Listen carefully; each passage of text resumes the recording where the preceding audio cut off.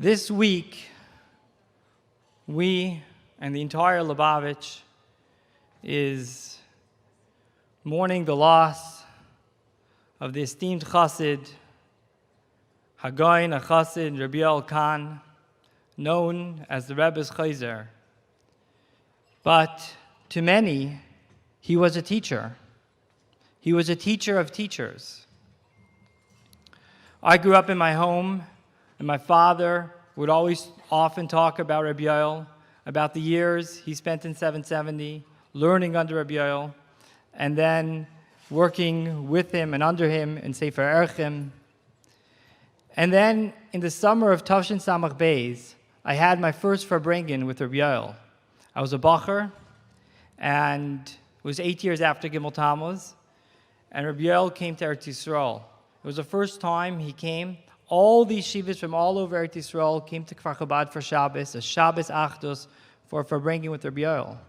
We weren't sure what he was going to say, but he spoke about the Rebbe with such truism, so real, his iskashros and planting in us his iskashros to the Rebbe, especially after Gimel Tammuz, teaching us how the Rebbe is with us every single day and how we can live with the Rebbe is something that I live with every single day.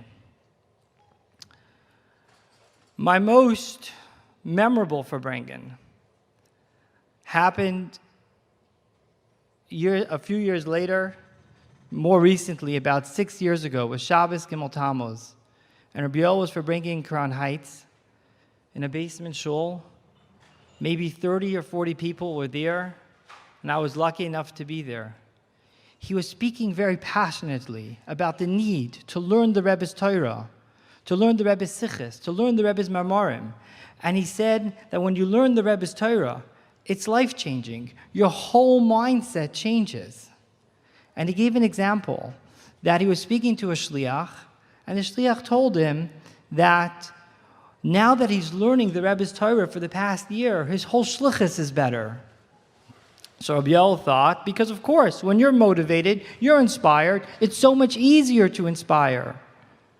But the shliach said, no, not the ruchnius part of the shlichus, but the gashmius. And he gave an example. He said, previously, the year before, his main pa'ula was to light the Chanukah menorah in City Hall. And he remembers walking up the steps humbly to meet the big Mr. Mayor and asking him as a constituent, please, it'll be nice, it'll be good for you, it'll be good for the community. Can you please come and join us in the menorah lighting? But now the shliach continued that he's learned the Rebbe's Torah, and he feels how much the Rebbe's Torah has inspired him to see that the entire world is really there just to bring out the Eibishter. Everything is just to express Hashem Echad. His whole interaction with the mayor is different. Instead of looking at the mayor as a humble constituent, he marched up to City Hall and told Mr. Mayor, you exist to light the menorah. Either you light the menorah or we'll find another mayor. But that's your entire existence. That's the Rebbe's Torah. It's truth at its essence. We live in a world where it's so confusing. All our values are challenged every single day. The things we hold that we cherish, the ideals that we think are so Emes, are questioned and challenged. And it's so confused. Often we respond by saying, oh, it's not so bad, we're also as good, like with apologies. But the Alter Rebbe writes in this week's Likutei Torah that everything in the world, there's a contrast. There's Avas Hashem, love towards Hashem, and you have Avas Olam, love towards the world. You have Yiras Hashem, and you have Yiras Adam, fear of people. There's a contrast, there's a dichotomy. But there's one midah, there's one essential thing that there's no l'umazeh, that it just takes care of everything. And that is the midah of Yaakov, the midah of Emes. When we speak with truth, when we represent truth, the entire world just disappears. The Rebbe writes in Hayom Yom of Chaf Adar, And this, midas ha'emes ra v'nafal apanov. When you see truth, you just fall on your face. The world disappears.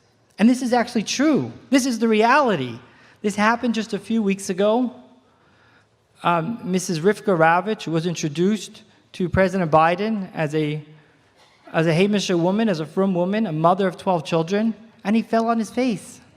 There was no apologies. This actually happened. Because when you represent Emes, everything disappears. My friend and a master mechanech, Yossi Raskin, he says that this is especially true by women and Mechanchos.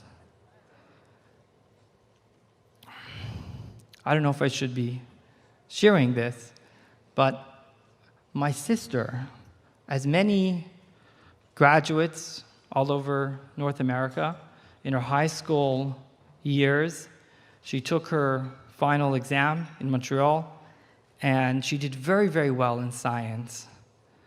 And a few weeks later, we get a letter in the mail with a full scholarship for McGill. For many students in Montreal, this is like winning the lottery. And friends of her family, in Montreal, wow, it's amazing. You can choose a career in science, in the arts, whatever you want. The world is open to you. But to her, it was never a question. It was chinuch all the way. It was very, very clear what her mission in life is.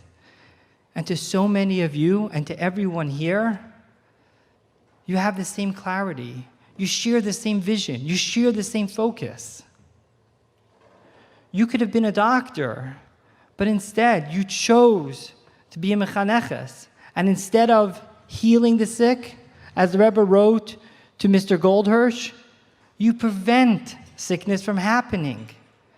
And instead of becoming a foodie or being a social influencer with having thousands of followers with ideas that people don't remember, you chose to be a teacher, to impart values, to impart ideas that are Torah true, that will last a lifetime and shape a generation. This is the truism that you, specifically Mechanchos, represent. And each one of you are the answer to the confusion in the world. So, with the koyach of this Kinus, may Hashem bench every single one of you with true menuchas hanefesh and menuchas haguf. May you continue to represent the clarity and truth that our world needs until very soon we are together with our Rebbe and have menucha shlema shata reitzeba. Thank you.